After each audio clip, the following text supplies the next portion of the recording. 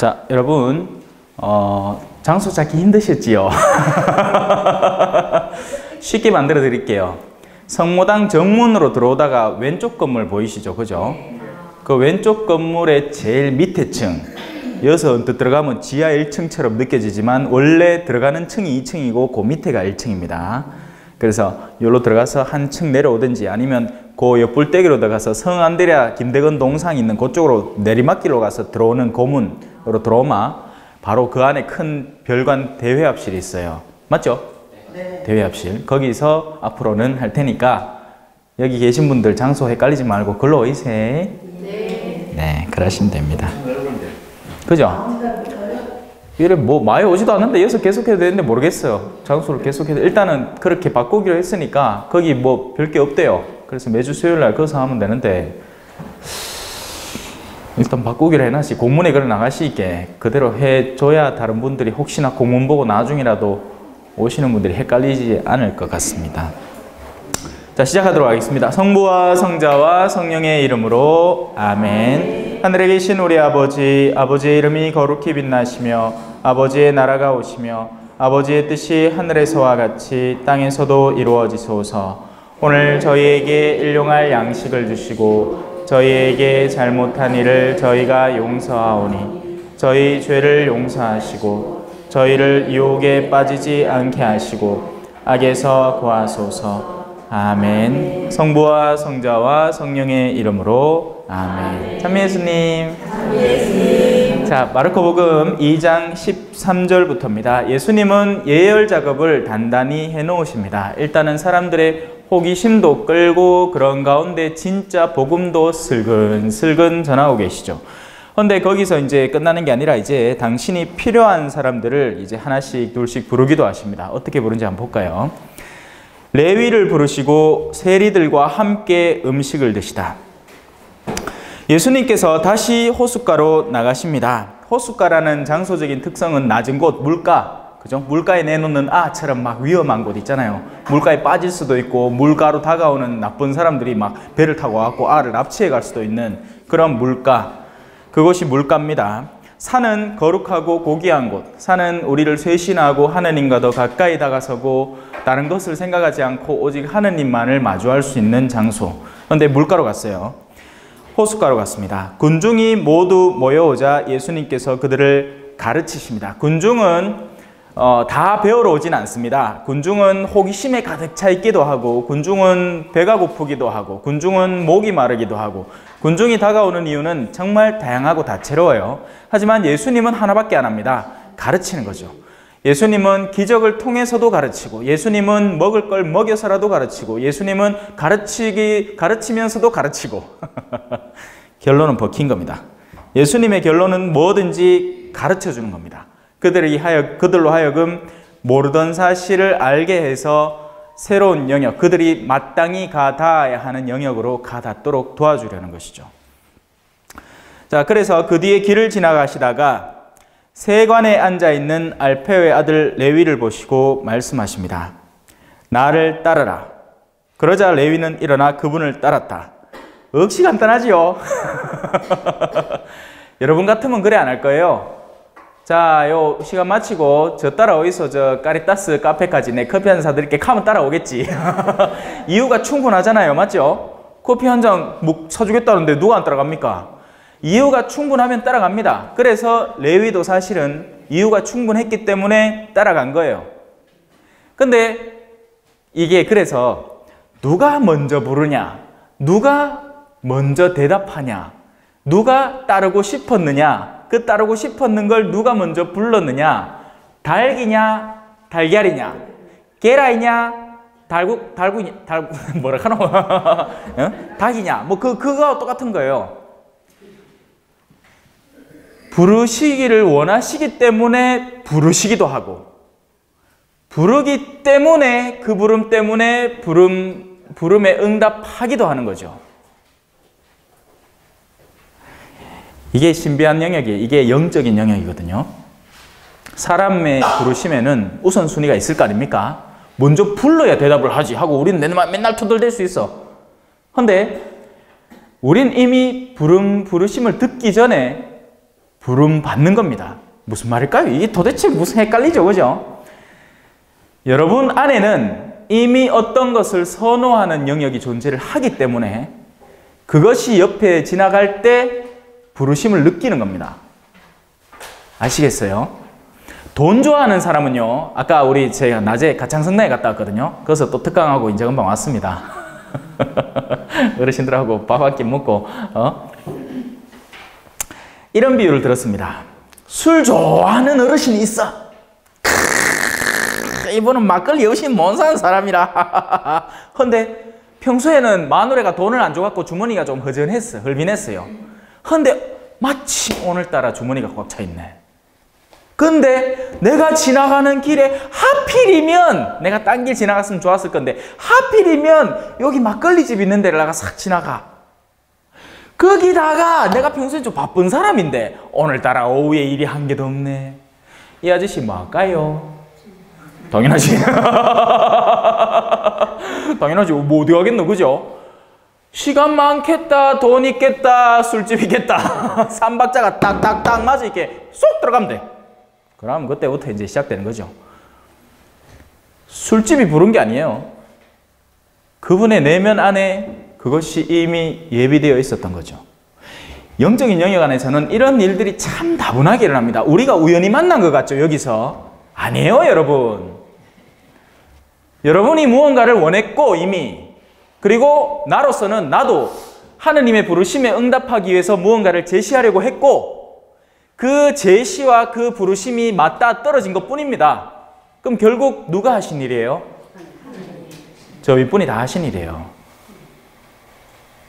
저 윗분은 이 만남을 이미 한참 전부터 계획했을 수도 있습니다. 제가 이미 볼리비아에서 막 시급하면서 일하고 있는 동안에도 계획하셨을 수 있어. 근데 요놈의 사제를 잘 달가가 지금 나중에는 쓸개를 하나 똑 띠가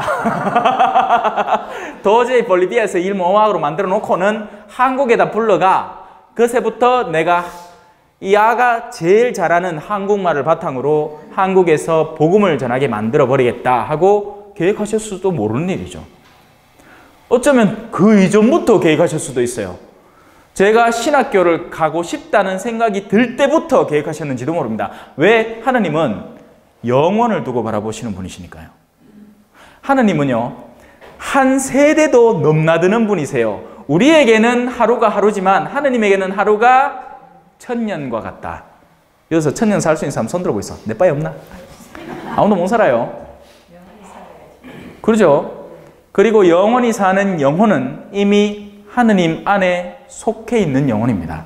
그래서 영원히 살고자 하는, 근데 영원히, 세상 사람들한테 영원히 산다는 건 어떤 건지 아세요?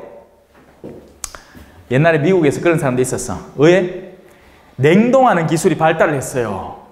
그럼 사람은 왜 냉동하는지 아십니까? 몸 안에 체액이 남아있으면 냉동시키는 즉시 그 몸은 못 쓰는 몸이 됩니다. 그럼 뭐 해야 되는데? 일단 저온으로 낮춰 신체 활동을 늦춘 다음에 피를 쪽 잡아 뺍니다. 그리고 피를 잡아 뺀 자리에 얼지 않는 액을 싹 집어요. 그 상태로 얼가부는 기라. 그러면 천년이고 만년이고 가요. 문제는 뭐냐? 문제가 뭘 것 같습니까? 해동을 뭐해? 아직까지 우리 기술로 해동이 안 되는 거예요. 그 사람들은 죽었는지 살았는지도 모르는 채 그대로 평생을 몇십 년을 언제까지 지가 발견한 불치병이 낫는 기술이 발견될 때까지, 그와 더불어서 해동 기술이 발견될 때까지 그대로 있어야 돼요. 제가 바로 맞다 하잖아. 딩동댕 딩동댕 하잖아요.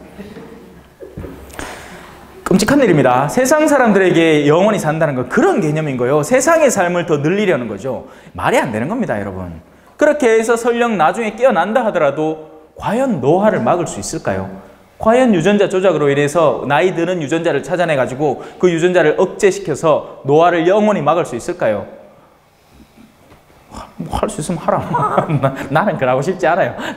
나는 내 주어진 생만큼 살다가 그냥 하느님 부르실 때 갈랍니다.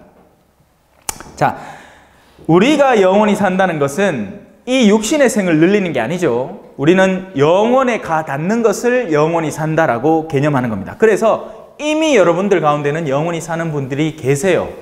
우리가 영혼의 가치를 선호하기 시작할 때 진리, 사랑, 희망, 믿음과 같은 가치들에 눈을 떠가기 시작할 때 우린 이미 하느님에게 손을 예수님 손잡고 언제 어디나 댕기는 거예요. 그죠? 자, 그래서 레위와 예수님이 만난 겁니다. 언제부터? 영원부터. 일찍부터. 벌써 그걸 원하던 레위의 마음과 예수님의 마음이 맞닿은 거죠. 물론 레위는 나중에 창조됐겠지. 하지만 그 하느님을 원하는 마음은요, 좋은 것을 알아보는 눈은 무슨 눈? 좋은 눈. 사람이 하느님을 알아보려면 영적으로 거듭나야 하는데 그 영혼 안에 성령이 깃들어야 하느님을 알아봅니다. 근데 성령은 성부와 성자와 성령이잖아요. 삼위일체 하느님이 우리 안에 들어서서 그 선택을 도와주시는 거예요. 이게 다 헷갈리는 말들일 거예요. 지금 제가 설명하는 게. 왜냐하면 우리는 계속 이 물질 세계 안에서 이 물질적인 것만 분별하고 사니까 이게 내 안에 왜 들어옵니까? 뚜껑이 있는데 못 들어오지. 하지만 영혼은 들어올 수 있는 거예요. 내 영이 다른 영에 개방될 때 우리는 악령의 빙이 되기도 하고 이거 있잖아. 왜? 못 봤어요? 영화 봤잖아. 그거 엑소시스트. 초록물 막 쏟아내고 여시가 막 눈 몬때게 해갖고 막 고개 180도로 돌리고 360도로 돌아오는 거 있잖아. 우리가 악령의 마음을 열 때 악령의 빙이 됩니다. 사주팔자가 위험한 이유가 바로 거기 있어요. 여러분, 딴 게 위험한 게 아니에요. 그 아무것도 아니라해요. 사람들 아이고 재미로. 절대 재미가 아니라 어둠의 영의 자신을 개방하는 행위입니다. 우리 학생들 옛날에 분신사박 하는 거 있었어. 볼펜 두 사람이 쥐고 분신사박 오셨으면 대답해 주십시오. 동그라미를 그려주세요. 지금 벌써 동그라미 그리고 있는데 벌써 왔지? 볼리비아에서 20 몇 명의 여학생들이 집단 히스테릭 증세를 발휘하기 시작했습니다. 왜? 이유를 아무도 몰랐어요. 그 전까지만 해도 그냥 평범하던 여학생들인데 어느 순간부터 미친 듯이 막 괴성을 지르고 막 난리가 난 거예요. 알고 보니 그 학생들이 모여서 위하라는 게임을 한 거예요. 한국으로 치면 분신사바라는 게임을. 가난한 나라에는요, 우리는 지금 잘 살잖아요. 잘 살아서 과학기술이 엄청 뛰어나져 있고 여러분의 기본 학식 수준도 굉장히 드높습니다. 하지만 이렇게 된 지 얼마 안 됐어요. 맞죠? 불과 얼마 전만 해도 우리 어르신들은, 우리 할머니만 해도 아직 예수님의 누군지도 몰랐고 신앙을 전해받지를 못했기 때문에 자식 잘 되라고 나무 앞에다가 물 떠놓고 빌었습니다. 우리는 영적으로 개방되어 있었어요. 그리고 원래도 그래야 되고 지금도 그렇고 사실. 근데 그 영적으로 개방된 게 과학기술이라는 것 앞에서 우리는 그걸 영적인 존재는 없다고 믿어버리는 거죠. 근데 그만큼 없다고 그냥 믿고 없애는 게 아니라 정말 우리가 합당하게 천주신명 하느님께 드려야 할 그 믿음을 엉뚱한 데다가 갖다 바치고 있습니다. 뭐에? 카카오 스토리의 색깔로 알아보는 당신의 운명, 이름으로 알아보는 당신의 오늘의 운세, 이딴 거에 막 갖다 주고 있는 거예요. 우리의 영적인 차원을. 그렇게 낭비하려고 하느님이 여러분에게 선물하신 게 아니에요. 여러분의 영혼은요, 사랑하는데, 믿는데, 희망하는데 쓰라고 주신 겁니다. 자, 그렇게 여러분, 사실 세리라는 직분은요, 사람들한테 굉장한 증오의 대상이었습니다. 우리로 치면 이완용이라, 이완용. 저거 나라 팔아갖고 집에 채우는 인간이었어요. 그러니까 로마인들의 사주를 받아서 이자 세금을 떼내오면서 그 중에서 더 많이 떼내오든 적게 떼내오든 일단 로마에 갖다 바치기만 하면 되고 나머지는 지가 지주머니에 집어넣는 인간들이었기 때문에 나쁜 놈들이었어요. 민족들의 적이었죠. 근데 그 레위가 예수님이 나를 따라라 하자 다 내려놓고 예수님을 따라간 겁니다. 뭘 내려놨을까요? 자기가 하고 있던 일들, 자기가 갖고 있던 것들 다 내려놓은 거예요. 여러분 선택 어떻게 하죠? 자, 둘 중에 뭐가 큽니까? 아이패드가 크지. 그죠? 큰 거 고르세요 하면 당연히 이거 고르겠죠. 우리는 보는 눈이 있어요. 그죠? 자, 여기 여기 종이 쪼가리가 하나 있고 휴대폰이 하나 있다. 자, 둘 중에 더 비싼 거 여러분들 뭐 갖고 갈래요? 하면 당연히 휴대폰을 들고 가겠죠. 종이 쪼가리 갖고 가면 뭐 하겠노? 하지만 종이 쪼가리가 수표고 1억 원 떡적해 있어. 진짜 수표라. 발행된 거, 제대로 발행된 거. 그 둘 중에 뭐가 갈래요? 하면 여러분들은 당연히 수표를 들고 갑니다. 우리는 세상 안에서의 어떤 가치가 더 높고 어떤 가치가 덜한지를 올바로 분별할 줄 알아서 그걸 그때그때마다 금방금방 선택해냅니다. 금방 알아요. 그런데 영적인 면에서는 우리는 굉장히 둔감합니다. 무엇이 참된 길이고 무엇이 우리가 따라야 하는 것이며 무엇이 우리가 선택해야 되는 것인지를 굉장히 분별하기 힘들어해요. 그래서 이렇게 생각합니다. 저놈의 인간 저거 내가 용서할까 말까? 안 되겠다. 안 하는 게 맞겠다. 저놈의 인간을 용서했다가는 내가 손해보는 게 너무 많다. 안 되겠다. 이런 영적인 선택을 하는 겁니다. 무엇이 자기에게 진정한 손해인지 아닌지 분간을 못하는 거죠. 물질적인 세계 안에서는 알아요. 휴대폰이 종이 조각보단 낫다는 걸 알죠. 하지만 영적인 차원에서 자신에게 무엇이 더 참되고 올바른 선택일까에 대해서는 여전히 유아기적인 선택을 합니다. 왜? 애들은 어떻게 선택할까요? 여기 막 온갖 비싼 거 다 갖다 놨어. 막 앰프 시스템, 진공관 달린 거, 막 앰프 막 400만 원짜리. 요새는 또 자전거도 희한하게 비싼 거 많아요. 자전거 한 대 막 2천만 원씩 그래야 합니다. 그런데 걔가 좋아하는 장난감 요다 갖다 놓고 자, 꼬맹아 일로 와. 자, 여기 있는 거 네가 원하는 거 뭐든지 줄 테니까 하나만 골라봐 하면 당장 장난감 딱 집습니다. 45,000원짜리. 4,500만 원짜리 자전거가 있는데 쥐가 그 자전거를 들고 뭐 하겠노?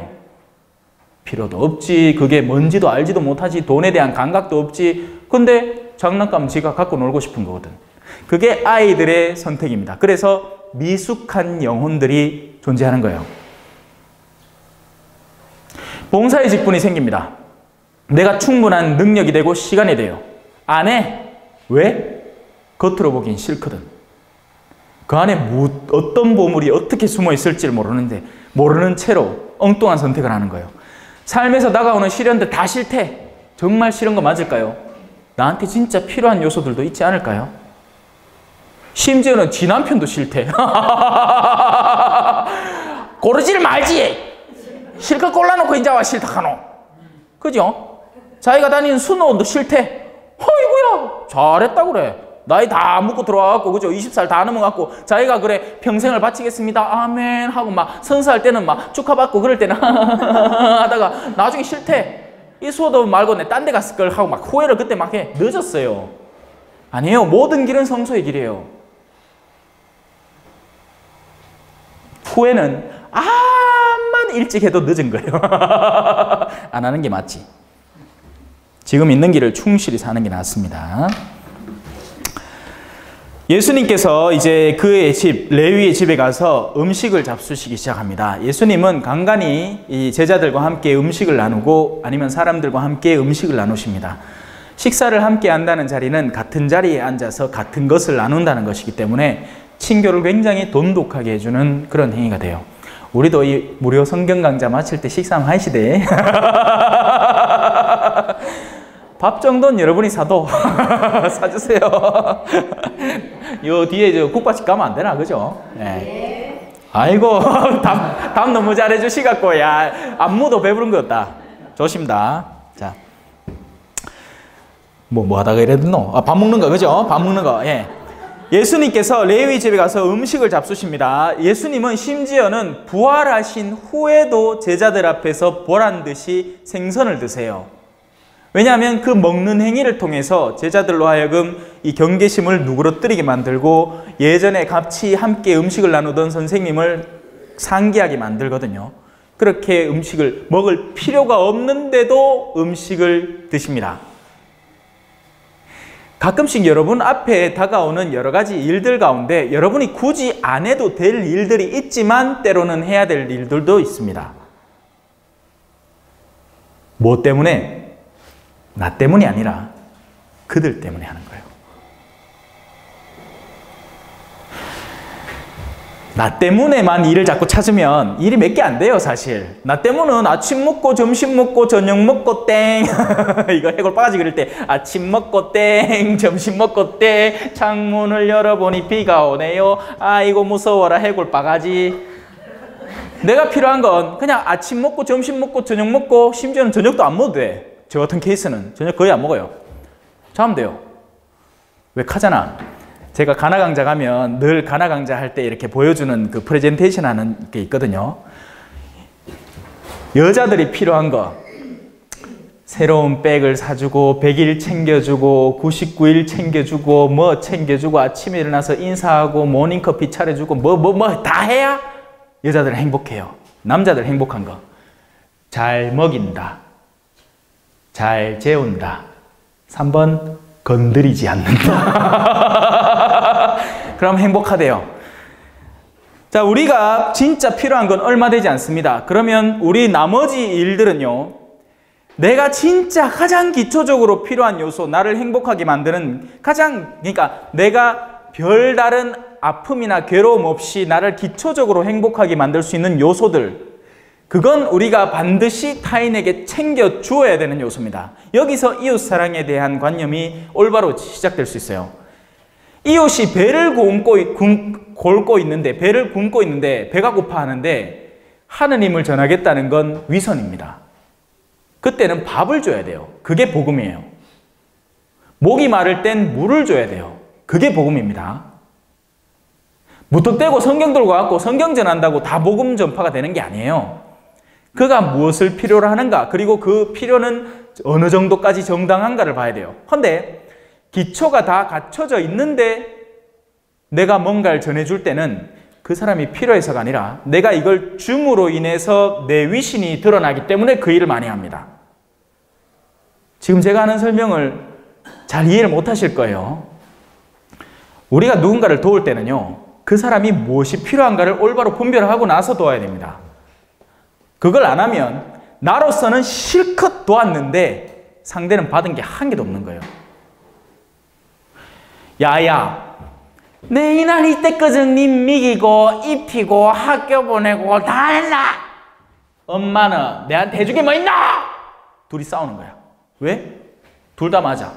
나로서는 가를 입히고 먹이고 어야든동 그렇게 하는 게 사랑이라고 생각했는데 자녀들은 엄마가 와서 두둔해주고 감싸안고 사랑을 나누어 주는 걸 더 바라는 경우가 많아요. 거기에서 많은 오해들이 생겨납니다.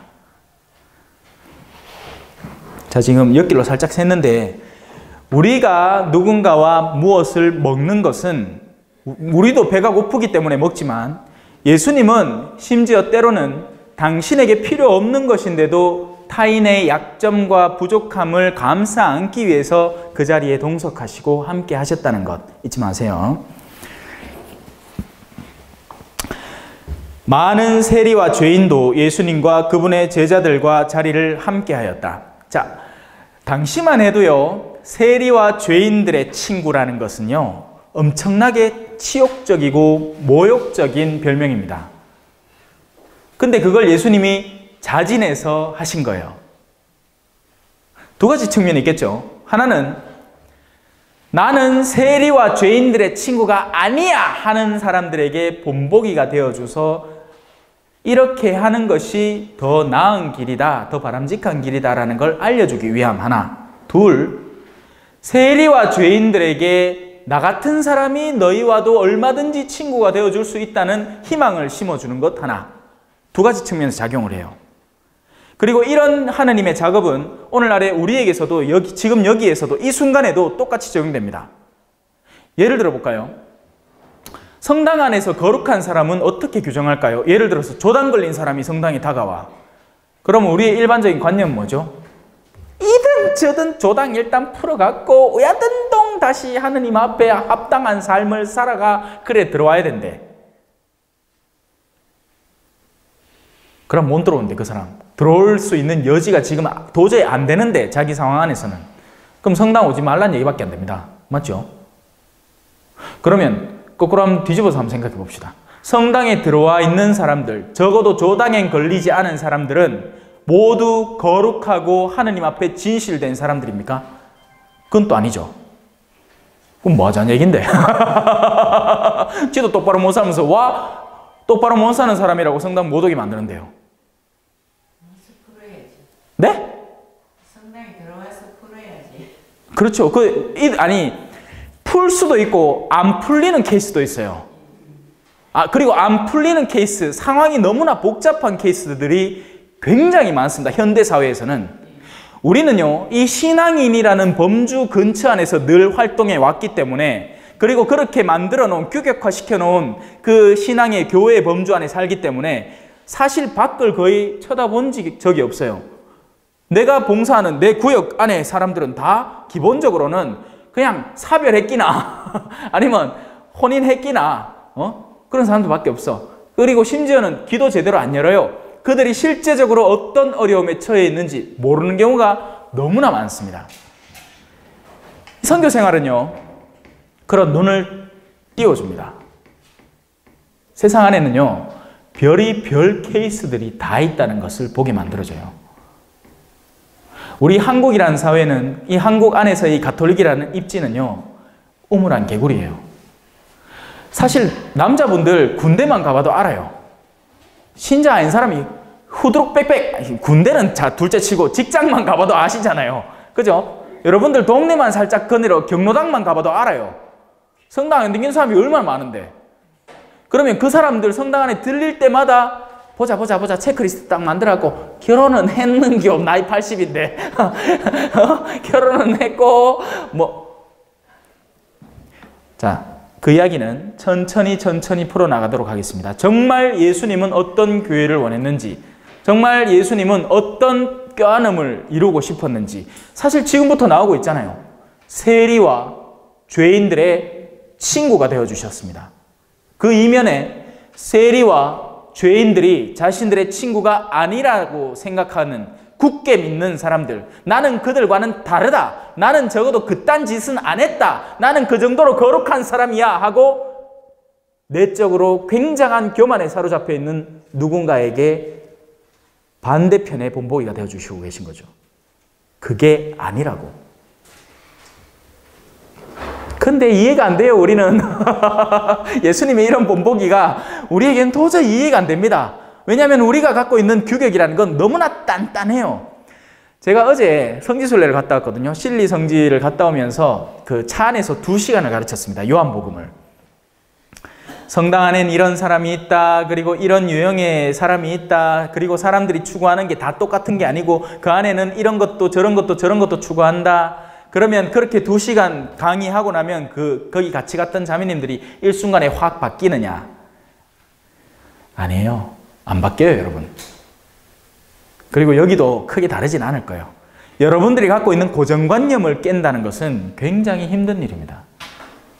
일단 그걸 발견하기조차 쉽지 않겠죠. 자, 일단은 예수님이 세리와 죄인들의 친구라는 걸 잘 이해하세요. 근데 여러분들이 해야 되는 작업은 뭐냐? 내가 느끼는 내 주변의 세리는 누구며 죄인은 누구인가를 찾아야 되는 겁니다. 그걸 찾는 작업을 안 한 채 여기 성경 문구에만 매달려서 예수님은 세리와 죄인의 친구 하면 내 마음이 편하네. 왜? 나에게는 세리와 죄인 생각해 본 적이 없거든. 그런데 그 세리가 내 남편이라면,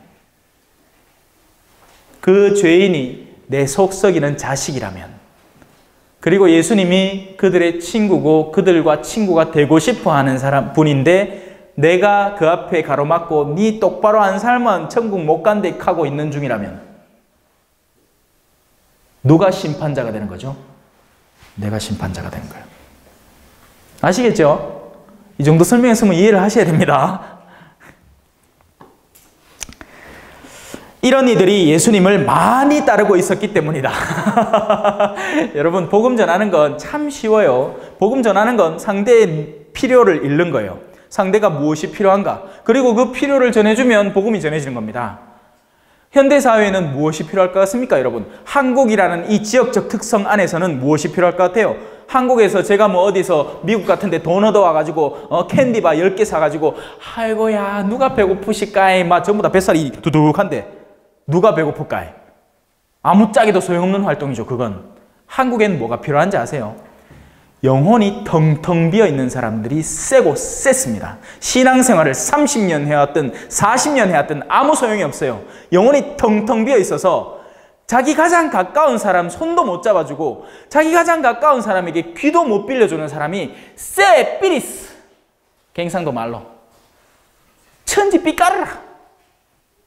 지 마누라가 뭔 소리를 하는지 귀도 안 기울입니다. 벌써 다 안다고 생각하거든. 야는 이런 사람이라고 생각하거든. 그게 뭐죠? 심판해버린 거예요. 자기 가장 사랑하는 대상, 사랑해야 되는 대상을 이미 심판해버렸기 때문에 사랑할 수가 없는 겁니다. 여러분, 이 휴대폰을 내가 저기다 놓겠습니다. 그러면 이 휴대폰은 향후 여기에 제가 다시 가서 저거를 짚고 이 자리에 갖다 놓기 전까지는 늘 저기 있을 겁니다. 저는 이렇게 심판해도 됩니다. 왜? 저건 물건이잖아요. 내가 하는 그대로 그렇게 움직이거든요. 근데 상상해 보세요.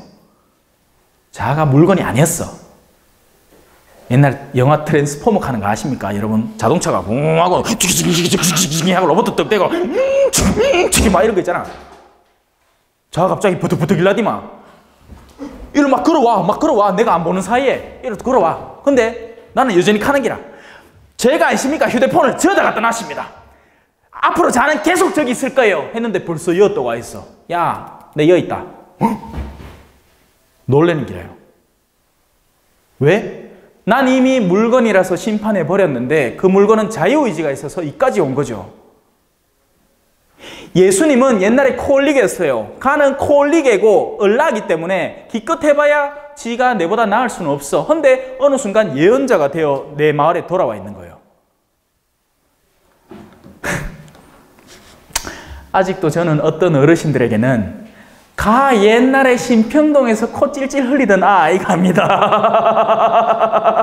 가 옛날에 어느 본당 보자 하면서 시계 헤매던 아이가 극하고 있습니다. 지금의 저를 못 봐주는 거예요. 여러분, 사람은 변해갑니다.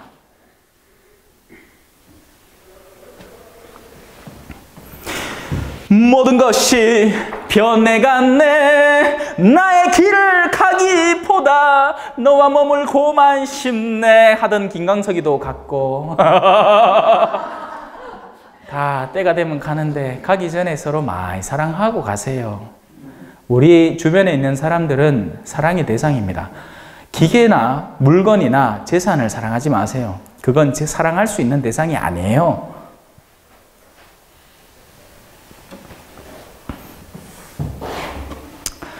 자, 이제 심판자들이 나옵니다. 바리사이와 율법학자들은 예수님께서 죄인과 세리들과 함께 음식을 잡수시는 것을 보고 그분의 제자들에게 말합니다.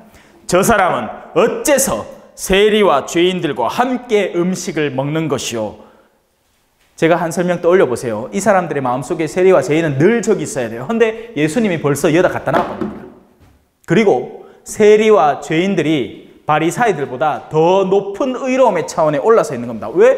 여러분, 예수님 친구가 거룩하겠습니까? 아니면 그 예수님 보고 투덜대고 있는 사람이 거룩하겠습니까? 예수님 친구가 거룩하겠죠. 지금의 우리로선 그래요. 하지만 당시만 해도 안 그랬어요. 바리사이들이 예수님보다 상급이라고 자기 스스로 착각하고 있었던 겁니다. 오늘날에도 여전히 그런 분들이 많아요.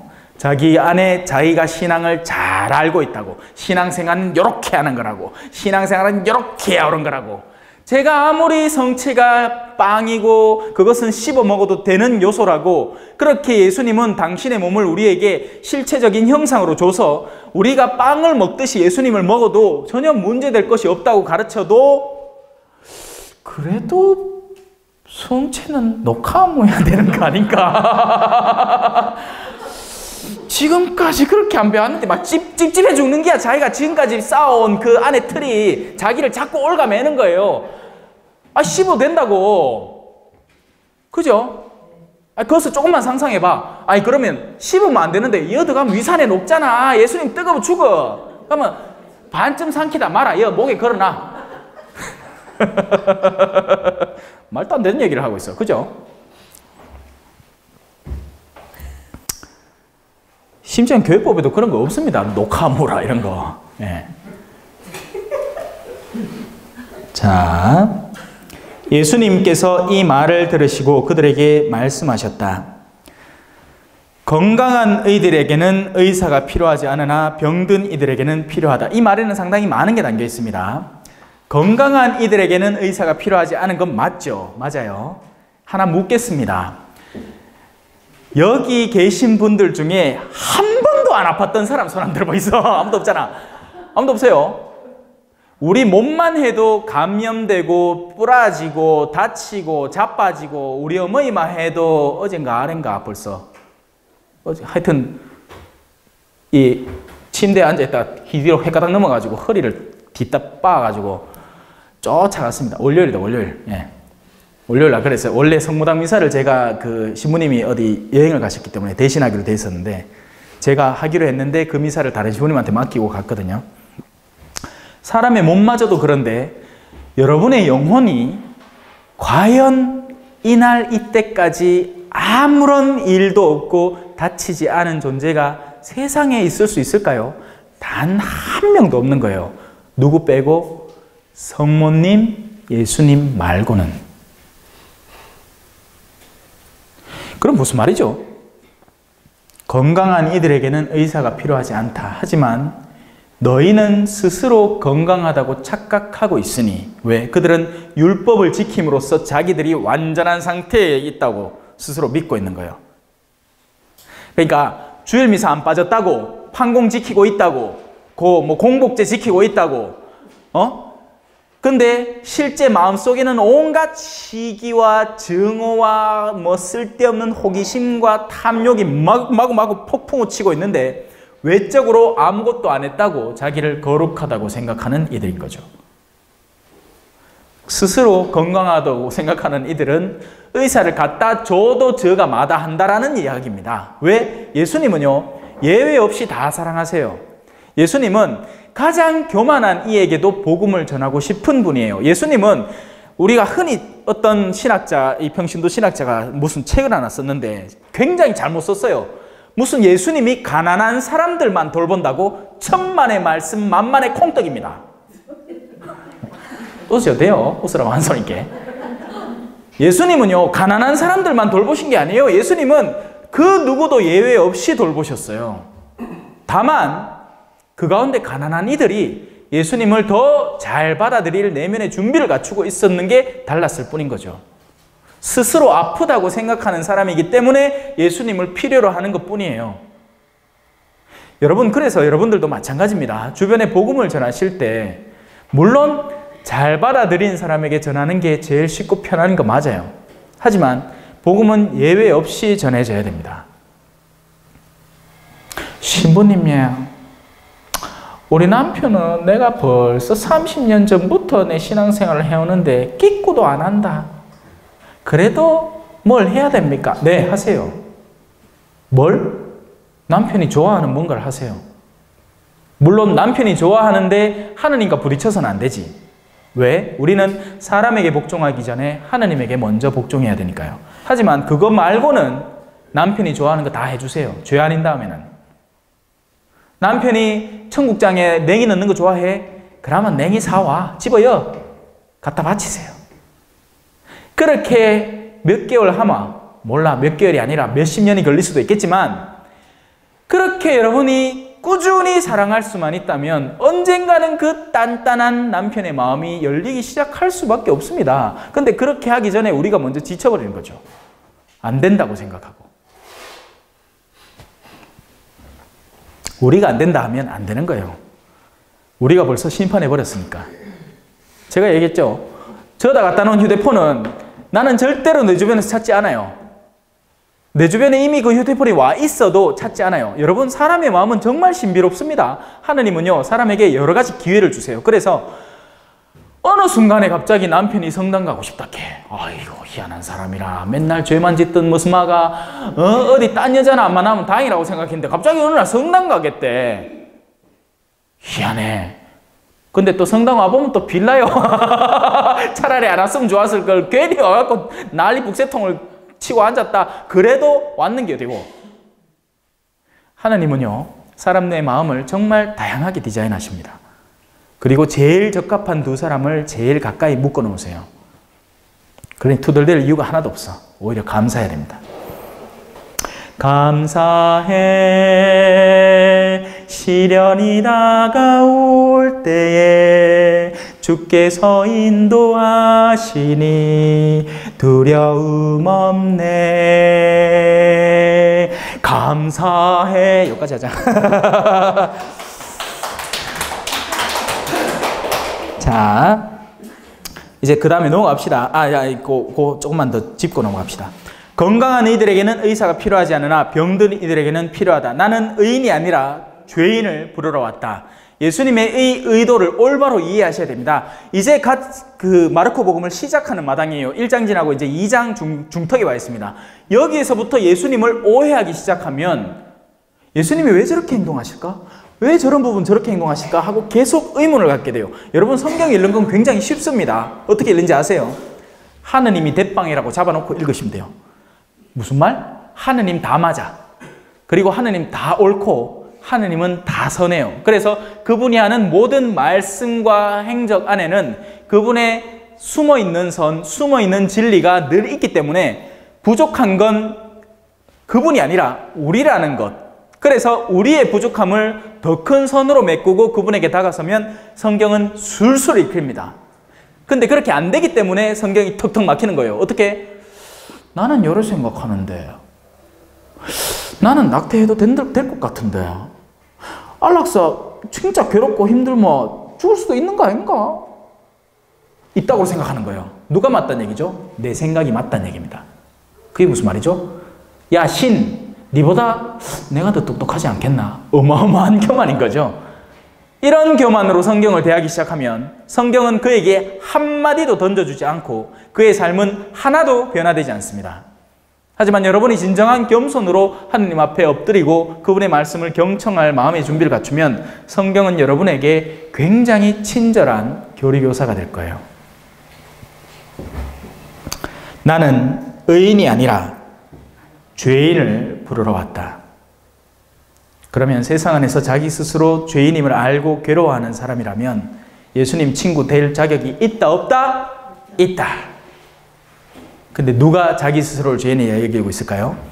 아이고, 나는 주임이 다 꼬박꼬박 나가고 나는 막 헌배도 똑바로 해놨고 나는 요 신부님도 알고 저 신부님도 알고 저 신부님도 알지 하면서 자신의 교만이라는 걸 거울을 통해서 보지 못하고 있는 장님 투. 아이고, 내가 왜 그래 그런 남편을 만나갖고 이제 우리 아들 불쌍해갖고 갈랐었는데 혼자 살락하니 너무 뒤갖고 내가 이 남자한테 좀 의지를 하다가 그래 둘이 또 정부에 붙어갖고 그래 살고 있는데 하느님 죄송합니다. 내가 이래가 구원받겠나 하는 그 사람을 구해야 될까요? 구해야 됩니다.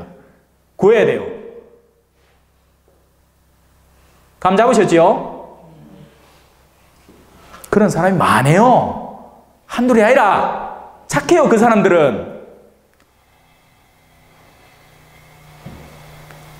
만약에 같은 환경에 여러분들이 처해졌더라면 어떤 선택을 했을 것 같습니까? 정말 여러분들은 혼자서 가톨릭 교리의 정말 그 투철한 그 율법의 외기를 잘 따라서 그 어떤 흔들림도 없이 자녀들을 꿋꿋하게 막 길러내면서 신앙생활을 도모할 수 있을까요?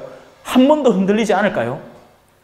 우리는 그렇게 숱하게 흔들려 왔으면서 왜 그 힘든 환경에서 흔들려서 그릇된 길 안에 머물러 있는 그들에게 동정의 마음 하나 없을까요? 우리에게 필요한 건 바로 그 예수님의 마음입니다. 자, 이제 단식 논쟁으로 들어가 볼까요? 요한의 제자들과 바리사이들이 단식하고 있었습니다. 사람들이 예수님께 와서 요한의 제자들과 바리사이의 제자들은 단식하는데 선생님의 제자들은 어찌하여 단식 안 합니까? 라고 합니다. 그래서 예수님은 간단한 대답을 해요.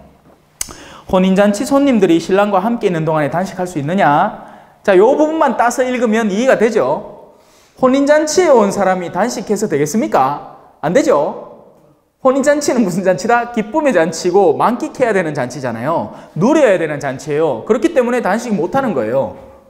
간단한 얘기죠. 근데 이게 율법을 좋아하는 사람들, 법을 좋아하는 사람들에게는 전혀 간단한 이야기가 아닙니다. 공복제를 예를 들어 볼까요? 밥을 먹어야 되느냐 말아야 되느냐, 그걸 갖고 법 좋아하는 사람들은 어떻게 묻는지 아십니까? 신부님, 듣자 있겠네. 영성체 모시기 1시간 전이면 된다 하던데. 극하고 앉았습니다.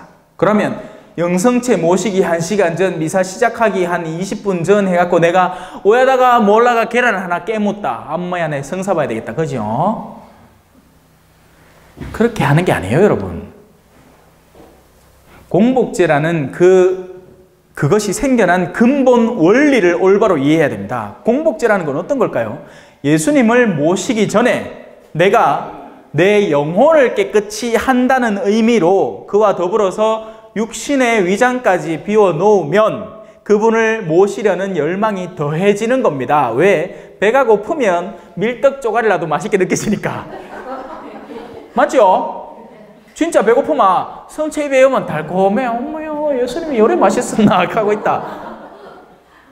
맞아요. 근데 이미 그러한 갈망이 잔뜩 있는 사람이라면 안식일날 밀밭에 가서 밀을 좀 뜯어 먹어도 됩니다, 여러분. 아시겠어요? 이걸 이해를 진짜 못 하시는 거예요. 특히나 어르신들은 자기가 지금까지 해온 신앙생활이라는 게 다 그걸 강화시키는 신앙생활이었기 때문에 이해가 갈수록 더 안 되는 거예요. 계속 힘들어합니다. 막 자기 안에서 막 계속 싸워. 저 신부님 가르치는 거는 맞는 것 같은데 뭐 좀 이상한 것 같기도 하고 저걸 그대로 받아들였다가는 희한할 것 같기도 하고 뭐 알아서 선택하십시오. 나는 예수님과 기쁘게 살란다. 이미 기쁘게 살고 있고 여러분도 그래 같이 살고 싶으면 살고 말고 싶으면 막 평생 아이고 저 화살 날라온다 요래 피하고 요래 피하고 그래 사세요. 아이고 막 피해야 될 게 한둘이가 막 주일 미사 막 시간 딱 맞춰 딱 가야 되고 막 아픈데도 막 니 약 잠깐 기다려봐라 요 화살 피하고 니 돌볼게. 어머야 피곤하잖아요. 그래 삶아. 그죠? 화살 날라오면 화살 없는 데서 좀 쉬고 있으면 안 되나? 화살 다 지나가고 나면 그때 나와 길 걸으면 되지. 그래 간단한 이야기를 와 그래 복잡하게 생각하는 동. 제가 이렇게 설명을 해도 아직까지 이런 영상을 보시는 분들이라도 계속 자기 안에 혼동스러움이 생길 거예요.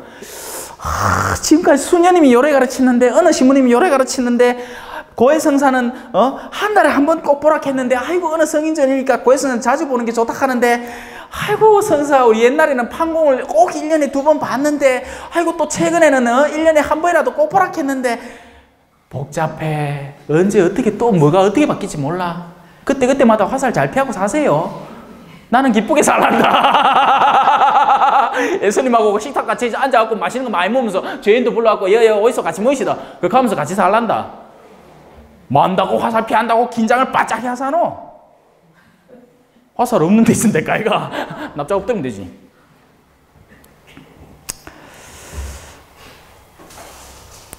그러나 그들이 신랑을 빼앗길 날이 올 것이다. 그때는 그들도 단식할 것이다. 우리는 이 단식이냐 단식 아니냐를 단순히 입에 음식을 집어넣느냐 아니냐로 간주할 때가 많습니다. 하지만 예수님은 시작부터 해서 마지막까지 영성적 차원을 강조하세요. 단식, 진짜 단식이라는 건요, 여러분에게 먹거리가 떨어지는 때를 단식이라고 하는 겁니다. 여러분은요 땡 잡은 사람들이에요. 왜? 이 목요 성경 강좌만 오면 먹을 게 막 넘쳐나. 그 중에서 내 먹고 싶은 것만 뚝 따먹으면 돼. 하나만 따먹어도 돼요. 여기서 1시간 동안 가르친 거 다 몰락하면 여 배 터진다. 영혼의 배가. 다 못 따먹어요. 그 중에 하나만 따먹으면 돼. 오늘 치거 오늘 하루 지나가는 중에 신부님이 막 재밌게 했는 거 중에 휴대폰 저다 놨던 거 생각났다. 심판하지 말라겠다. 그것만 해도 충분해. 많이 몰락하지 마이소. 이렇게 먹는데 나중에는 단식의 때가 오는 거예요. 가르침이 뚝 끊기는 때가 오는 거죠. 십자가에 성료하는 그 시기를 어두운 밤이라고 불렀습니다. 우리가 가르멜의 산길을 올라갈 때 어떤 영성책이든지 처음에 읽으면 재밌어요. 근데 그러다가 어느 순간인가 지겨움과 지지부진함과 막 내가 이전까지는 즐겨오던 어떤 활동이 어느 순간부터 괴롭고 힘들어지는 순간들이 다가오게 될 겁니다. 말씀을 들어도 들리지 않고 예전처럼 마음의 기쁨이 느껴지지 않는 순간들, 그걸 어두운 밤이라고 표현을 하고 가뭄의 시기, 밤의 시기, 겨울이라고도 표현하는 겁니다. 그 시기가 여러분에게 다가올 거예요. 신랑과 함께 있는 시기가 있고 신랑을 빼앗기는 때가 와요. 신랑을 빼앗긴다는 건 내가 건네주는 게 아니고 빼앗기는 겁니다, 여러분. 여러분, 신랑은 빼앗기게 되는 거예요. 내가 아이고 내 이제 충분히 신랑하고 잘 놀고 했으니까 이제 신랑 데리고 가이소가 아니고 이제 조금만 더 하는데 신랑을 훅 뺏어가는 날. 무슨 날일까요? 죽는 날일 수도 있고 그 이전에 그날이 다가올 수도 있습니다, 여러분. 그래서 살아있는 동안 기회 있는 대로 하느님의 말씀을 올바로 배우고 익히고 여러분 안에 채워 넣으세요. 그래야 그 시련의 날에 살아남을 수 있습니다. 푸른 잎이 이런 일을 당하거든, 푸른 가지가 이런 일을 당하거든 마른 가지야 어떻겠느냐. 우리가 평화로울 때 신앙생활을 하는 건 즐겁고 재밌습니다. 하지만 시련이 다가올 때도 하실 수 있겠습니까? 라는 질문을 우린 수시로 받을 때가 올 거예요. 자, 그들이 신랑을 빼앗길 날이 올 것인데 그때는 그들도 단식할 것이다.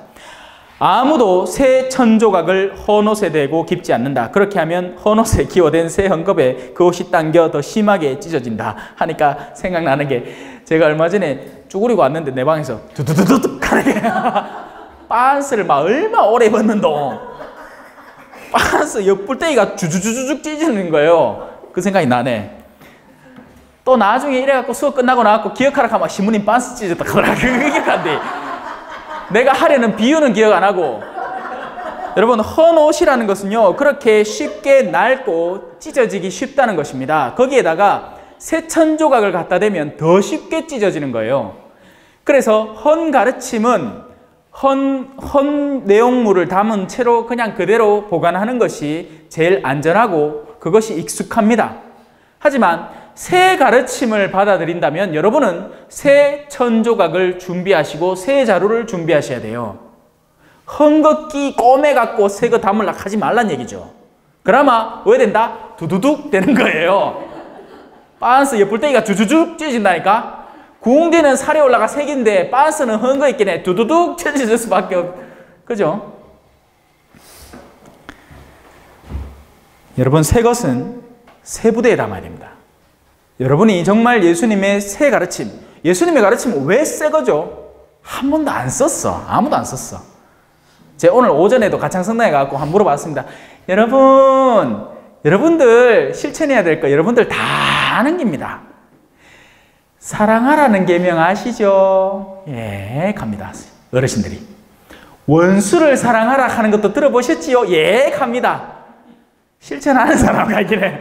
손 별로 안 들더라. 실천이 안 되는 거죠. 이미 아는 거지만 한 번도 건드려 본 적이 없는 거라서 새 겁니다. 그 새 가르침을 이제 받아들이려는 위치에 와 있는데 아직도 옛 가르침, 이런저런 것들을 쌓아서 하느님께로 다가가는 율법적 가르침, 어떤 법률 규정을 준수해서 거룩함을 추구하겠다는 그런 가르침에는 이 새 가르침, 원수를 사랑하는 가르침, 죄인들을 끌어안는 가르침, 밖에 조단 걸린 사람들을 초대해서 같이 식사를 나누고 같이 그들의 괴로움을 끌어안아주고 도닥여주는 그 가르침이 굉장히 힘들다는 거예요. 이제 아시겠죠? 감 잡으셨죠? 우리가 아직도 예전에 그 가르침에 머물러 있으면 아직도 성체를 녹여 먹어야 한다. 공복제를 꼬박꼬박 지켜야 되고 1시간 전에 미사는 언제부터 유효하고 이런 것들을 따지고 앉았는 그런 가르침에 머물러 있으면 죄인이고 자시고 없다는 거예요. 그 사람들은 뭐가 중요하냐? 전대사 어떻게 받는데요? 전대사 조건은 뭔데요? 전대사 어제 성사 받는데 오늘도 성사 봐야 되나요? 안 봐야 되나요? 그딴 거 묻고 앉았는 겁니다. 그리고 대답해주면 시간 다 가버려요. 새 가르침을 가르쳐야 되는데, 새 부대에 새 수를 담아야 되는데 계속 사람들은 헌부대를 어떻게 고칠까요? 요거는 이렇게 조금만 더 찢으면 되나요? 그렇게 쪼매만 찢다가 확 찢어갖고 그 안에 있는 술이 다 쏟아진다니까요. 술은 뭔데? 포도주는 흔히 사랑을 의미합니다. 사랑을 이제 담아야 되는데, 진짜배기 사랑을 담아야 되는데 옛날 부대에는 사랑이 안 담겨요. 전대사 하는데 사랑이 그거 뭐가 있노? 뭐 짜더라 사랑이고 그게. 지 욕심이지. 지 친척 구하려는 욕심이지. 언뜻 보기 사랑 걷지. 사랑 아니라요. 자기 탐욕이 더 심해요. 늘 전대사를 사세요, 그냥.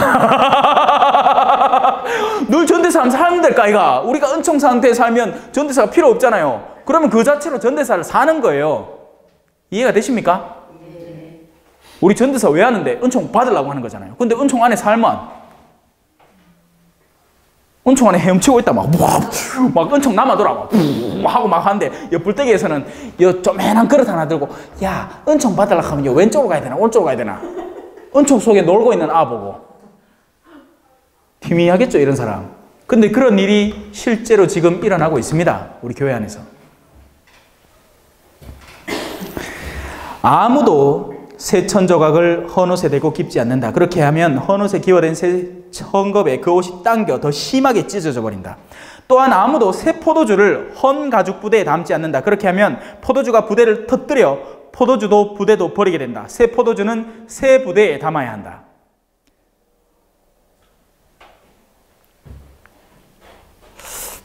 제가 마르코 복음을 벌써 몇 번째 가르치고 있거든요. 볼리비아에서부터 가르쳐온 것까지 따지면 4번째, 5번째쯤 될 겁니다. 그런데 그때마다 가르치는 느낌이 새롭습니다.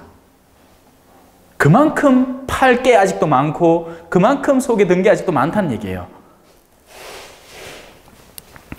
제자들이 안식일에 밀 이삭을 뜯다. 여러분, 이렇게 예수님은 여러 가지 행위와 여러 가지 가르침을 통해서 제자들의 정신개조를 하고 있는 중입니다. 이전까지 그들의 딱딱한 유대인 사고 속에서 율법을 통해서만 하느님께로 다가갈 수 있는 거룩함의 길이 열린다는 그 고정관념을 깨고 믿음을 통해서 다가오는 의로움, 그리고 그 믿음을 갖고 있음으로 인해서 실천할 수 있는 사랑의 행위를 통해서 진정한 길이 열린다는 그 변화를 추구하는 거예요. 제자들의 그 딱딱한 내면을 살심장으로 만드는 거죠. 예수님께서 안식일에 밀밭 사이를 질러 가시게 됩니다. 제자들에게는 여전히 안식일은 중요한 날 맞아요. 그런데 그분의 제자들이 길을 내고 가면서 밀 이삭 몇 개를 이렇게 뜯어서 이렇게 비벼서 먹습니다. 빵 재료 있잖아요, 밀. 바리사이들이 예수님께 말합니다. 보십시오. 저들은 어째서 안식일에 해서는 안 되는 일을 합니까? 자, 바리사이들은 이 과거의 삶의 대표 명사, 그 가운데서도 정말 으뜸인 사람. 근데요, 여러분, 바리사이 무시해서는 안 돼요. 바리사이처럼 의롭게 살려면 우리 가운데에서 웬만큼 의롭다 하는 우리 맨날 기도만 한다는 할매 저리 가라라.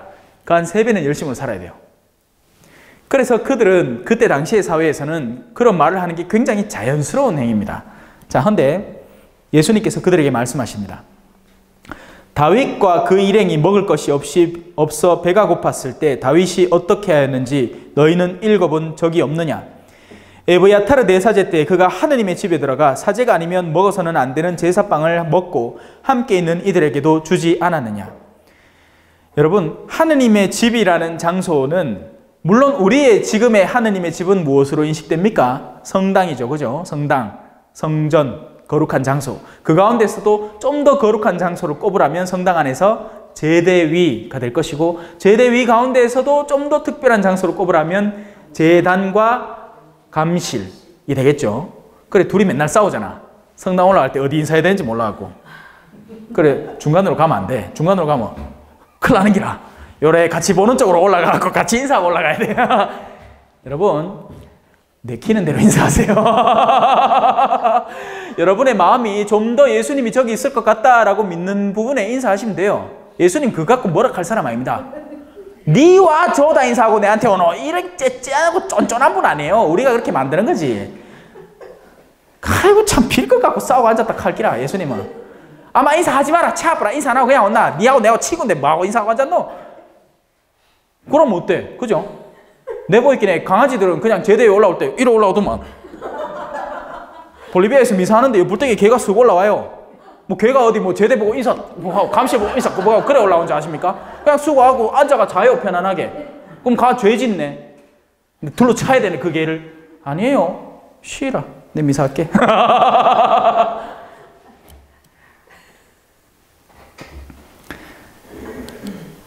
원칙은 그렇습니다. 원칙은 제대 위에는 제단이 그리스도를 상징하기 때문에 그 제단에 인사를 하면 돼요. 근데 편의상 감시를 각각 가차분 데 둔 거야. 가차분 데. 성당 지을 때. 뭐 멀리 가려고 하면 또 뒤잖아. 그러고 그 공간도 따로 만들어야 되고. 이게 전부 다 이 로마 시대 때 이렇게 행해 오던 것을 오늘날에 그대로 답습하려다 보니까 이 자꾸 엉뚱한 이야기들이 전개되는 건데, 감실 있고 뒤에 감실 있고 앞에 제대 있고 올라올 때 인사를 어디에 해야 되느냐? 하고 싶은데 하세요. 네. 하고 싶은데 해도 됩니다. 어느 신부님은 감실이 원래부터 전례적으로 맞는 위치이기 때문에 감실에다 아니 제대에다 하라 할 것이고, 다른 신부님은 여 아버지 앉아 계시는데 아버지 상징하는 거다 인사하면 뭐하노? 하고 여다 하라 할 끼고 분분할 끼랍니다. 여러분은 수영장에서 수영하세요. 예? 딴 사람들 물그릇 들고 물어 닌노 갈 동안 여러분은 수영장에서 수영해. 올라갈 때 그냥 인사하고 싶은데 인사해. 만약에 주임 신부님이 왜 그다 인사하노 하면 순명하세요. 그 얘기 듣고 나서부터는 주임 신부님이 하락한데 하면 돼요. 편해. 순명이라는 건 그래서 좋고 편한 거예요. 순명은 내 책임이 아니야. 순명은 그 사람이 하라는 대로 하는 거기 때문에 책임이 다 그 사람에게 돌아갑니다. 그렇기 때문에 순명하는 입지에 있는 사람은 마음이 편해요. 근데 순명하기 싫어해. 요새 신자 똑똑해갖고 온갖 전례서적 다 찾아보고 난 다음에 이제 신부님한테 따지러 가야겠다 하고 따지러 갑니다. 보이소 신부님, 요러 지키는데요. 신부님 와 그렇게 가르치신대요. 아이고 잘났다.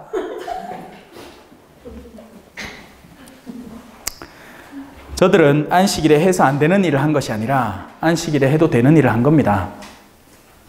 그것뿐이에요. 배고픈데 뭐. 배고파 밥 먹는데 그게 뭐 하나님 앞에 무슨 죄고. 맞죠? 그들에게 말씀하십니다. 안식일이 사람을 위해서 생긴 것이지 사람이 안식일을 위하여 생긴 것은 아니다. 그러므로 사람의 아들은 또한 안식일의 주인이다. 2장 끝. 성부와 성자와 성령의 이름으로 아멘. 영광이 성부와 성자와 성령께 처음과 같이 이제와 항상 영원히 아멘. 성부와 성자와 성령의 이름으로 아멘. 감사합니다. 다음 시간에는 별관, 교구청 별관 지하 1층입니다. 이 영상 보시는 분들도 혹시 올 생각 있으시면 여기 교육원 다동 강당 오시면 안 되고 별관 1층으로 오셔야 됩니다.